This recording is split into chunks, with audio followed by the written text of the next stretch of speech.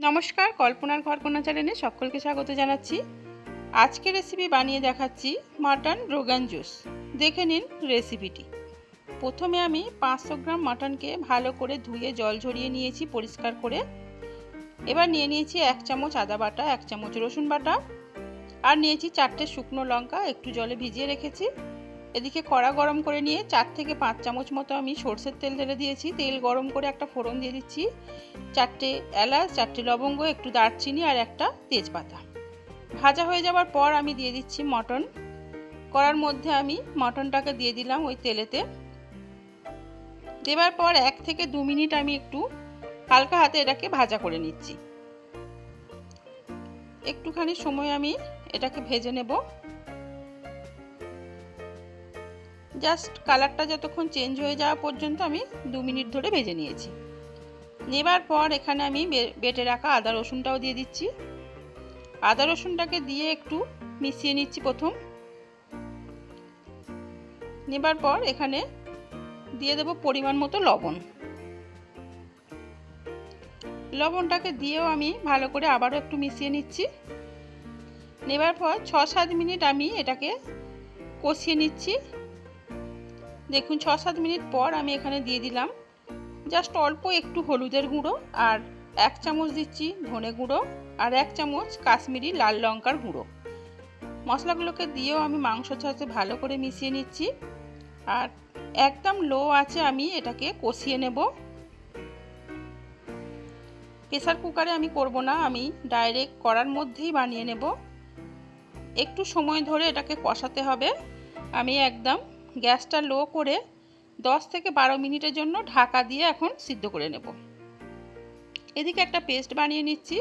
শুকনো লঙ্কাটা মিক্সিং জারে দিয়ে সামান্য জল দিয়ে প্রথমে একটা মিহি পেস্ট করে নিচ্ছি। নেবার পর এখানে দিয়ে দিচ্ছি 3 চামচ টক দই, আর দিয়ে দেব 1 চামচ গুঁড়ো মৌরি দিয়ে আমি মিক্সিং জারে আর একবার ঘুরিয়ে নিচ্ছি। নেবার পর এদিকে মাংসটা আমি ঢাকা তুলে নিয়েছি। দেখুন মাংসটা থেকে তেল ছাড়তে শুরু করে দিয়েছে। একটু ভালো করে আমি আবার নাড়াচাড়া করে নিচ্ছি। জলের যদি কোনো সময় প্রয়োজন পড়ে তখন আমি সামান্য গরম জল দিয়ে আমি এটাকে একবারে ভালো করে কষে সিদ্ধ করে নেব। দিয়ে আমি আবারও 10 মিনিটের জন্য এটাকে ঢাকা দিয়ে দিচ্ছি। 10 মিনিট পর ঢাকা তুলে নিয়েছি। দেখুন মশলা থেকে একদম তেল ছেড়ে গেছে। এবার পেস্ট করে রাখা যে টক দই শুকনো লঙ্কাটা আমি করে রেখেছিলাম মিক্সিং জারে, সেটাকে দিয়ে দিলাম। দেবার পর এটাকেও ভালো করে মিশিয়ে নিচ্ছি। মাংসটা বানাতে আমার 1 ঘন্টা থেকে 1 ঘন্টা 10 মিনিট সময় লেগেছিল। আমি একদম লো আঁচে বানিয়েছি। দিয়ে আমি আরও 10 মিনিটের জন্য ঢাকা দিয়ে এইভাবে আমি বারবার ঢাকা দিয়ে দিয়ে সিদ্ধ করে নেব।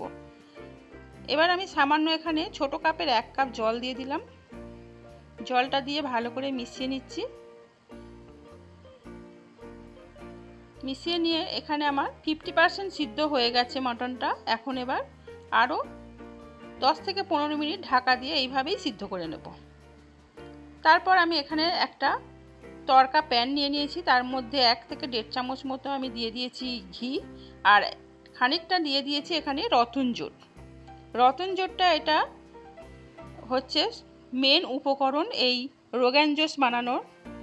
মাটন রোগান জোসের প্রথম উপকরণ হলো এই রতন জোট। রতন জোটটা মুদিখানার দোকানে পাওয়া যায়, আর যদি না পাওয়া যায় এটা অনলাইন থেকে আনানো যায়। আর তাও যদি না হয় এখানে ঘিয়ের ওপরে আপনারা কাশ্মীরি লাল পাউডারটা, রেড চিলি যে পাউডার, ওটাকেও 1 চামচ দিয়ে এটা করে নিতে পারেন। সেটাকে আমি এবার কড়ার মধ্যে ছেঁকে দিয়ে দিলাম। যে ঘিটা আমি গরম করেছিলাম ছেঁকে দিয়ে দিয়েছি। দেওয়ার পর দেখুন কালারটা একদম লাল হয়ে গেছে। ভালো করে আমি মিশিয়ে নিচ্ছি।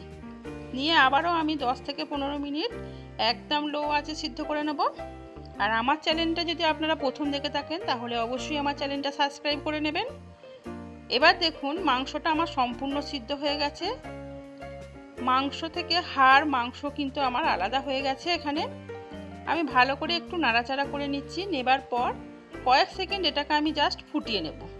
এখানে লবণ ঝাল চেক করে নিতে হবে, আমার একদম ঠিক আছে। জাস্ট কয়েক সেকেন্ড আমি এটাকে একটুখানি ফুটিয়ে নিচ্ছি।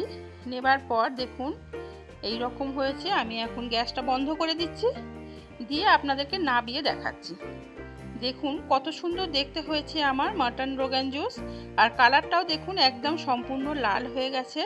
আপনারা বাড়িতে এইভাবে একবার মাটনটা বানিয়ে দেখবেন, খেতে কিন্তু অসাধারণ হয়। এটা রুটি, পরোটা, ভাত, পোলাও সব কিছুর সঙ্গে খেতে খুবই ভালো লাগে। আর রেসিপিটা ভালো লাগলে অবশ্যই একটা লাইক করতে ভুলবেন না।